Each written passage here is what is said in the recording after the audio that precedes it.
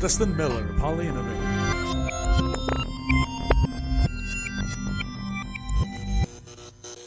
Hello and welcome to the PolyInnovator Omnicontent. So just to do a quick recap, considering the fact that it's been a while since the last Omnicontent went out, Omnicontent just stands for omnichannel, which for many of those who aren't aware of marketing terms just means that it's everywhere at once, which for a polymath, that's actually kind of perfect. So what I wanted to do with this is be able to explain my ideas and all the content in different mediums and platforms that everyone will use. So some people are very auditory, they want to listen to a polycast, they may want to watch, so I make it into a tele-innovator, which is what you're watching right now, or listening in if you're that particular person, but as well as maybe read. So I create the blog post first, because that's what I know well. I grew up as a teenager blogging, and that evolved into the PolyInnovator blog today, as well as the slideshow that we're going to view as well. So whenever you are watching this, you'll be able to see what I'm talking about in addition to the actual blog post that you can read. Dustin Miller, PolyInnovator.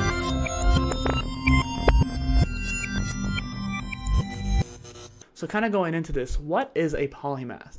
So recently, the reason why I've actually put off the Omnicontent for so long is because of all of the PolyCast interviews that I've been doing with people. So we've been having these amazing discussions where I've been able to talk to a wide range of people, entrepreneurs, CEOs, creatives, well-being consultants, all these different kinds of speakers and coaches and brilliant minds that I could pick at for your benefit, mine, and even theirs as well. I really try to make it full circle for everybody. And one of the questions that I ask to everybody is, what is a polymath to you? Specifically directed to that person. And some of the responses I got were fantastic. I wanted to put those in here, but I really think that deserves its own piece on its own, perhaps at the end of the Polymath Polycast season, which we're about a third of the way through done now. I'll make a culmination post of all the people together and really see how that goes. So going into this Omnicontent slideshow, why should you care? And I did not realize that my camera was going to cover up this particular setting, so I'm going to try to see if I can change that on the... Okay, well, I am sorry then. Essentially, you should care because polymaths are a super important concept for people to understand. In the Renaissance time, they were the people like Michelangelo, Leonardo da Vinci, and various other people of great renown during that period. The reason why it was a renaissance, because of all this brilliant new ideas and open minds and growth mindsets that everyone employed. People were much more open to alternative ideas or even conflicting ideas because of this particular ecosystem of people that were cultivated to this new way of thinking. Now, for the Dark Ages, they actually prevented a lot of people from actually becoming well known for their ideas, and if it was against the religious beliefs, they definitely stifled that growth. But this Renaissance was a very beautiful time, and there's a lot of scientists, I'm not just saying me, but a lot of people who are way smarter than me, who are saying that we're actually going to be hitting this apex, this dichotomy of two different paths that we can fight or work towards. One could be towards a prosperous path, a catalyst to humanity's great expansion, or the other one could be towards extinction. We're actually going to probably hit a recession due to this economic downturn on a global scale, not just the US, because of the coronavirus. And I think that's actually probably a good thing. There's a lot of growth that could happen during that time, but obviously it's not good because it's a downturn. So there's this dichotomy behind it. And going back to the point is that I think that if we have more interdisciplinary people, or businesses particularly in this case, we could have a much more prosperous growth, or even hyper growth in some cases, because of this concept. Really hope that the window does not cover it up so much. So, Jackofalltrades do something more. The reason why I have this line by itself is that a lot of people confuse polymath with a jack-of-all-trades or a generalist, but really it comes down to a scale. A jack-of-all-trades is that kind of blue-collar guy that you might think of who is a plumber, electrician, and car mechanic. Granted, no one's always all of those things, but there was these people in these small towns who someone needed to do those jobs, and oftentimes they found the more techie-based people, the ones who were like, hey, I know how all this plumbing works, all the electricity works in the building. I can do all that for you. There's actually a person in my town who I'll give a shout out. His name is Odd Job J. That's his business name, where he'll do any of those particular jobs for you. At least that's to my knowledge what his skills are. And it's interesting just how people had to be polymathic without even realizing it because of this jack of all trades need. They needed people to be of that dynamic sort. But a jack of all trades, I feel, is bottom tier. Not in a bad way. It's just basic level. I actually really respect jack of all trades, and that's who I was when I started doing my first employment over the past 10 years or so. So something more. What is that something more? Well, in reality, it comes down to mastery. What skills do you know? What particular things do you have to offer the world? As Emily Kuhn, in my interview today that we recorded, was talking about. She's someone that's very service-based and trying to provide a service or value to someone else. Usually skills are either for yourself or for someone else. You want to master these skills in order to progress in whatever field or goals you're working towards. So too much. If you're having too much of a mastery with so many skills and knowledge, it will be overwhelming, either for you or someone else, where you might not be able to break it down well enough if you're not able to communicate it. And so there's this YouTube channel, or at least show, where they get these experts who are explaining a concept like quantum physics or microeconomics, and just these grand macro ideas, or even very specific, specialized in a way, to various ages and the backgrounds. So for example, a 5th grader, a high schooler, someone who's just going into college but maybe going into that field, and then someone who's actually a PhD or master level in that field. And even though they're at the master level, there's so much more that they can learn from this master of this particular field. And so being able to distill all the knowledge you have, whether you're a specialist or polymath, into one particular thing is hard to focus. A lot of specialists have this issue too because they're so focused into that, which leads into too little. What is a polymath to someone who's not focused enough in one area? Specialists are often found to be way too niche, and they actually can't actually innovate because they don't have the generalist mentality. They don't have the width of knowledge, solely the depth. So between the too much and too little, when it comes down to this T-chart, upside down T-chart, you have the width of the knowledge as well as the depth. You want to be able to have as much depth as possible so that you're actually making a educated opinion or service. But you also need to have width, because there might be a way that, like, hey, I may know a whole bunch about coding, but if I don't have a way to communicate that with my boss or client or whoever is giving me income for this particular skill, then you're not going to have the ability to actually use it in the way that you need to. So really it comes down to the Goldilocks zone, the just right particular thought, where it's an ideal balance between width and depth. Now, when it comes to polymathy, it may actually be a little bit more complicated than that, but I wanted to make this apply to you, whereas this particular slide does not necessarily explain it as well as I had hoped it would. But you want to find that just right balance between a generalist mindset, where you have a width of knowledge, as well as combined with a specialist mindset, that depth of knowledge. Not necessarily into just one particular pillar, but multiple if that's your particular interest. Going into the next slide here, I'm going this all in one take, so if you see any mistakes, I apologize. I really want to get that flow of ideas, and I don't want to do multiple clips that are going to have a issue. Like, a lot of the times when I've done the multiple clips, the editing, the actual output may seem more professional, but the information may be skewed. So going back to that width of knowledge, you're distributing your attention towards different knowledge pools. Now, this goes into the skill tree concept that we talked about in the last Omnicontent, but when you're focused on a goal, it's not about the skills that are going to get there, it's about what kind of things you can do to learn the skills or progress towards that goal, depending on if it's learning or application of knowledge. And when it comes to that skill, you may or may not have credentials to do it. Think about your hobbies that you do. For me, it's pixel art with 2D characters called spriting, where basically I sit there and make my own Mario sprites or Pokemon sprites or whatever. It's just a hobby I've cultivated over the years that I was recently on a podcast for, actually. Time for Your Hobby. The host was Alex. He's really cool. And it's not something that I'm going to build an income off of. I don't really want to. Even for PolyInnovator, where I want to share as much of my knowledge as possible, I have not talked about it at all to anybody. But it is part of PolyInnovator in a way, because it's a part of me. And that's kind of the same thing. So I don't have credentials for spriting. That's the point. But it's still something that I could do, and I distribute my attention to. And the other thing is, someone who's distributing their attention, people are going to be part of that attention span too, whether it's your friend, your family, or your professional network, which could be part of that particular friend and family. Maybe your boss is your dad. It doesn't matter. But you're building that network of people, a mastermind of sorts, of people who you can rely on.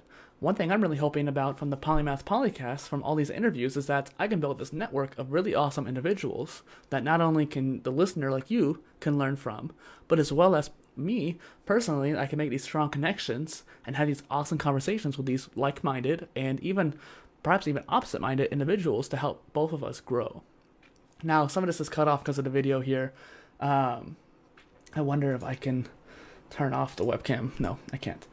Which, perhaps, like this skill of recording this podcast, PolyCast, in this format, using this tool, Bandicam, is adequate enough to do its task. For example, my skill of knowing where this window is, that you can see here, this whole window right here, I didn't know if you could move it during the actual recording or not. My skill was not at a competent level to produce this particular content adequately. And so that's one thing about distributing your attention, is how much attention do you need to apply towards learning that skill or approaching that goal versus can I use it for something else? And then on top of that, this is kind of more of a sub-niche topic, but despite personality or genius, you need to be able to communicate with others.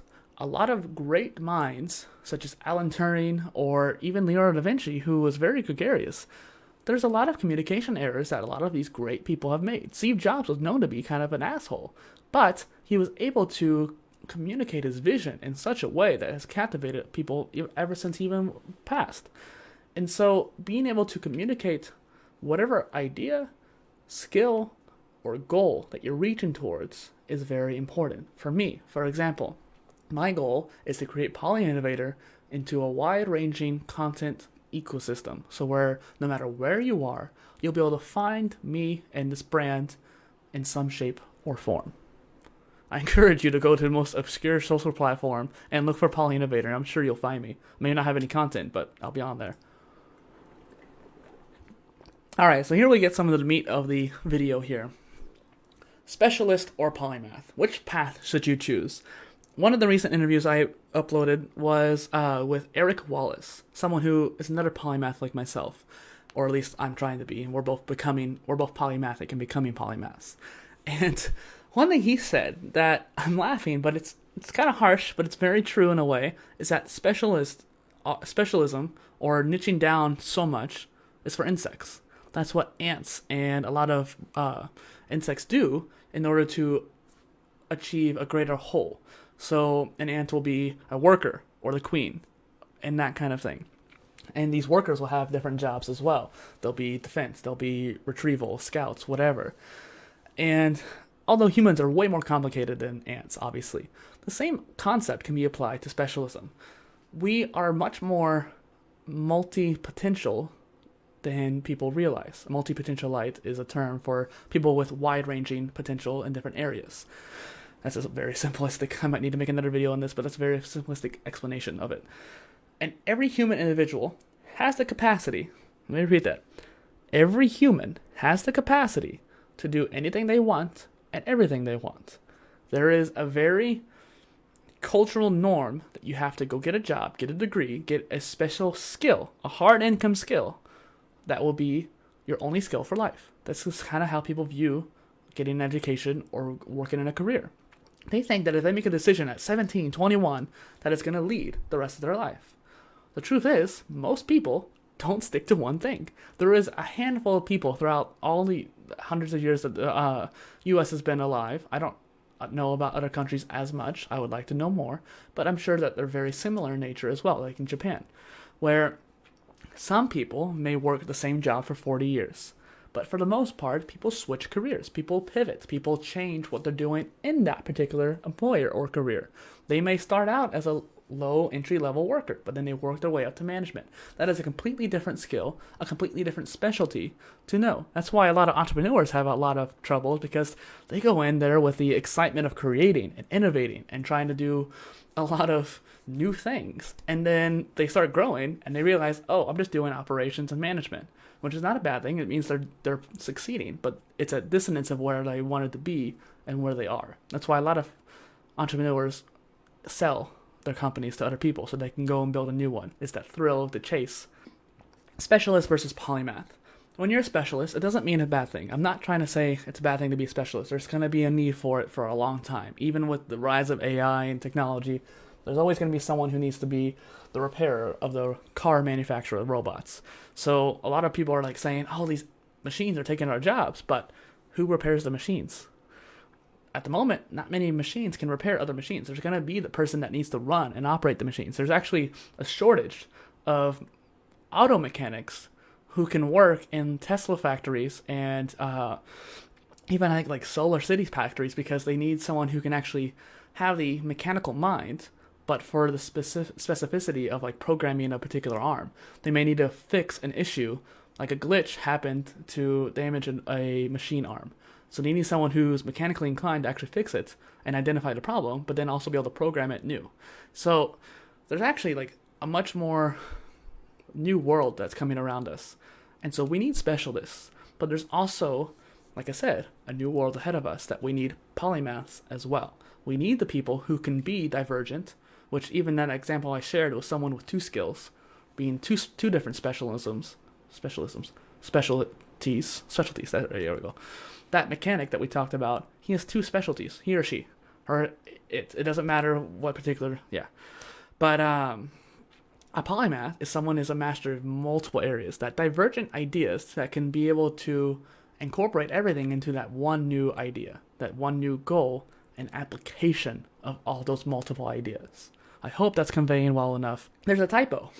Yes, innovatio. What is a polymath to me? So this is my personal brand. I'm going to talk about myself just a little bit. Polymathy is a term that I adopted for PolyInnovator because of where I wanted to take my life. First and foremost, I've always had that creative mind, and I wanted to be able to innovate very new ideas. And let's just start off by saying, when I was a teenager, like 16 or 17, I would tell people that I want to be CEO of an international company driven to innovate technology and ideology. I had that line down, and that's what I would say. That was coming out of a 17-year-old's mouth. And so it's one of those things where I knew where I wanted to go. I knew I wanted to be into innovation, but how did I want to do it? How did I want to build that career? And so everyone would think, oh, you should go to college, get a degree. And I tried that. Didn't work for me. And it's one of those things where I found that for my career, I wanted to do many different areas. I wanted to culminate every single pool of knowledge that I wanted to work towards. Music, creativity, polymathy, like this actual topic that I want to learn more about. And that's why I created the POLYCASTS too, is to learn from other people and get their ideas. And all these different interests I wanted to be able to pursue without the issue of having to get a degree for every single one. Now, I might end up doing that down the line. I might get a PhD, I might get a master's. It doesn't matter what I work towards, as long as I have the platform to do it, which is why I created PolyInnovator, or Polymath of Innovation, to do so. As well as I wanted to be able to express my creative side and create a portfolio of knowledge, such as this video here, to expand not only people's ideas and minds, but also to be able to express what I want to talk about. Finally, it comes down to my hero, who Leonardo da Vinci is someone who you might actually think about when you think of a polymath. The first person that comes to mind, even the first image that comes to mind, is the Vitruvian Man, the person who's sitting there of the ideal male human specimen, where Leonardo da Vinci is known for. He wasn't the only one that drew it, but he was the one that's known for it because of the immense detail and application of science into that artistic piece. He is the epitome that we can think of the balance between science and artistic values. And so he actually created most of his arts, such as the Mona Lisa or even the Last Supper, advanced mathematics and creativity through science, that he was able to actually get extremely precise lines and details into the anatomy of the Vitruvian Man, or the depth of field, so to speak, the depth of field for the Last Supper. if you look at the Last Supper, you can actually see the architectural values of the lines and how precise they are. And when you are in that field, you're able to actually see the mathematics behind it. And it's very interesting how he was able to bring the dichotomy of both of those areas into one creative outlet, let alone innovative. And so that's what I want to do in a more modern era, be a modern polymath, or in my definition, a PolyInnovator, because innovation is the new norm for most people, even not just in technology or science, but also in creativity and ideology. That is what a polymath means to me. So this is just kind of a little promotion there. You can follow me on most social channels. Like I said earlier, I encourage you to find like obscure ones such as like DTube or Steemit, and you'll be able to find me. All of them use PolyInnovator. Here's another thing here. The Omnicontent, like I said, is for anyone. I want to be able to make it as wide-reaching and repurposed as possible for the sake of each little person that's going to be listening to me. So if you want to read, here's the blog post. That's where I'm going to try to culminate all the areas together. I haven't figured out a way to embed the slideshows in an adequate manner just yet. I don't want to just put it in the middle of the blog post. But the video and the PolyCast are actually automatically embedded now. So as long as I add the link to it, it'll be right there in the same spot for each post. Now, if you want to watch this video, it'll be on YouTube, Facebook Watch, DTube, as well as perhaps either a clip or the whole thing on IGTV down the line. So it's really everywhere where you can watch it. If you want to listen to the podcast, you can listen to on Spotify, Google Podcasts, Stitcher, TuneIn, all these different podcast platforms. If you want to read it, it'll be on the Omniblog on my website, polyinnovator.space, as well as on Hive, formerly Steemit. They're both kind of the same thing. That's a whole other story, but they're on both of them. It's automatically posted to there. And then finally, thank you. Thank you for listening to me. Thank you for listening to me rant and drone on and on about polymaths, because I know many people are going to be like, I don't really care. But then there's going to be the people who are curious about it. Like, what is a polymath? And there's not really any content out there for the specific niche. No one talks about polymaths, and it's one of those things, like I said, that I really think needs to be talked about. We need more polymaths in the world. We need to be able to create these new innovations and overall produce a new positive outcome for the world. So thank you for making it through all this with me today, and I appreciate you. Have a good day.